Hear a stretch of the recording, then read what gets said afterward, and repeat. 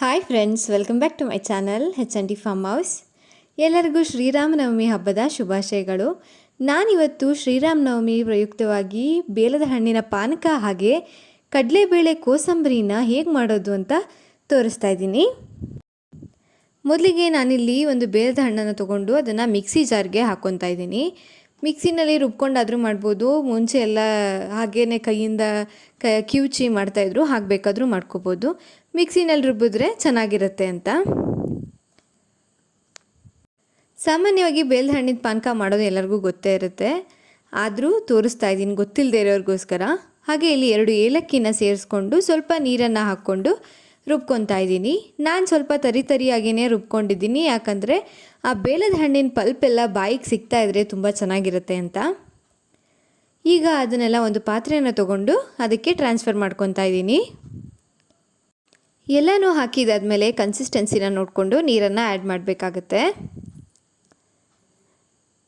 ಸ್ವಲ್ಪ ನೀರನ್ನು ಹಾಕಿದಾದ್ಮೇಲೆ ಈಗ 1 ಟೀ ಸ್ಪೂನಷ್ಟು ಜೀರಿಗೆನ ಪುಡಿ ಮಾಡಿ ಹಾಕ್ಕೊತಾ ಇದ್ದೀನಿ. ಜೀರಿಗೆನ ಸೇರಿಸೋದ್ರಿಂದ ಬೇಲದ ಹಣ್ಣಿನ ಪಾನಕ ತುಂಬಾ ರುಚಿಯಾಗಿರುತ್ತೆ.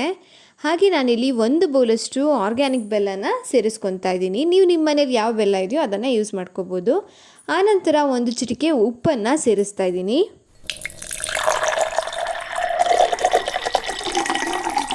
ಈಗ ನೀರನ್ನು ಆ್ಯಡ್ ಮಾಡ್ತಾ ಇದ್ದೀನಿ.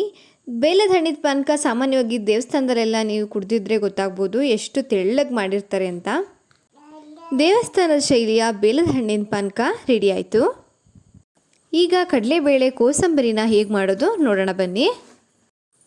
ಮೊದಲಿಗೆ ಒಂದು ಪಾತ್ರೆನ ತಗೊಂಡು ಅದಕ್ಕೆ 1 ಬೌಲಷ್ಟು ನೆನೆಸಿಟ್ಟಿರುವಂಥ ಕಡಲೆಬೇಳೆನ ಸೇರಿಸ್ಕೊತಾ ಇದ್ದೀನಿ. ಹಾಗೆ 1 ಬೌಲಷ್ಟು ಸೌತೆಕಾಯಿ,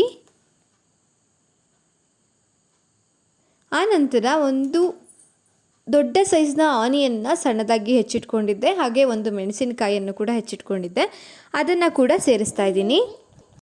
ಹಾಗೆ ಸ್ವಲ್ಪ ಕೊತ್ತಂಬರಿ ಸೊಪ್ಪು, ಒಂದು ಸ್ವಲ್ಪ ತೆಂಗಿನಕಾಯಿ ತುರಿನ ಆ್ಯಡ್ ಮಾಡ್ತಾ ಇದ್ದೀನಿ.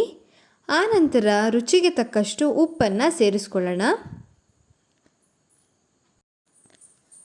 ಎಲ್ಲನೂ ಹಾಕಿದಾದ್ಮೇಲೆ ಚೆನ್ನಾಗಿ ಮಿಕ್ಸ್ ಮಾಡಿದ್ರೆ ಕಡಲೆಬೇಳೆ ಕೋಸಂಬರಿ ರೆಡಿ ಆಯಿತು. ಹೀಗೆ ಚೆನ್ನಾಗಿ ಮಿಕ್ಸ್ ಮಾಡ್ಕೊಳ್ಳಿ. ಇಷ್ಟೇ, ಕೋಸಂಬರಿ ರೆಡಿ.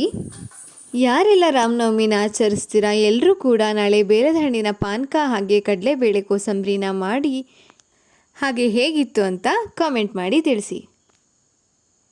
ಈ ವಿಡಿಯೋ ನಿಮ್ಗೆ ಇಷ್ಟ ಆಗಿದ್ರೆ ಪ್ಲೀಸ್ ವಿಡಿಯೋನ ಲೈಕ್ ಮಾಡಿ, ಶೇರ್ ಮಾಡಿ, ಹಾಗೆ ನನ್ನ ಚಾನಲ್ನ ಸಬ್ಸ್ಕ್ರೈಬ್ ಮಾಡೋದನ್ನು ಮರಿಬೇಡಿ. Thank you for watching.